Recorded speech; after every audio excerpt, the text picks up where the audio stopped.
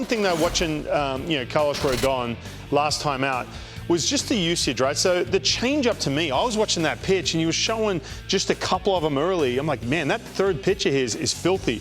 So look at the usage right here. And this is something he talked about. He wanted to develop that change-up. He said, look, pitching is the art of deception. This is a quote from him. And you have to deceive the hitter. Now, he was so one-dimensional. He was fastball and then that bigger breaking ball.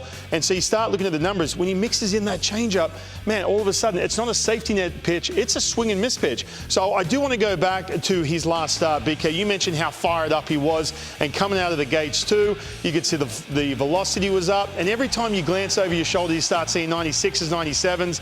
You start naturally kind of overthrowing just a little bit, and it works. But when you start getting deeper into this game, then all of a sudden, guys start to change their approach. So fastball was good. It looked like he had no-hit stuff. He's fired up. Look at that, showing plenty of emotion. There's that changeup right here to Gurriel in the second inning. Now, I saw this pitch with 2 strikes. I'm like, okay, this is going to be a weapon he's going to go to with 2 strikes. Gets Tommy Pham, good changeup. But then we get later on this game in the 4th inning, and this is what I'm talking about. We talk about second, third time through the lineup. He just became one-dimensional. He was leaning so heavily on fastball, big breaking ball, and all these hits, guys, came off that slider. Now, there was one thing to pull from this 4th inning. It was that changeup right there. He just didn't throw it enough, in my opinion. And I think this is a pitch, like I said, for a swing and miss. That was a fastball, goes back, his changeup goes back to the fastball and a base hit. So you look at this at-bat against Hampson.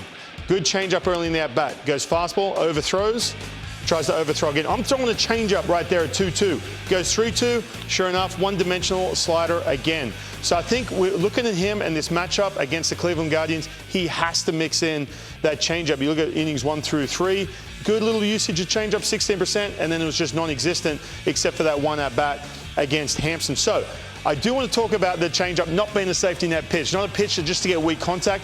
I'm going to compare it to Tarik Skubal. This is Tarik Skubal against Jose Ramirez, who Rodon's going to face. He owned Ramirez with that changeup, and you think to yourself, well, this is Tarik Skubal. He's a Cy Young Award winner. That changeup's that big weapon.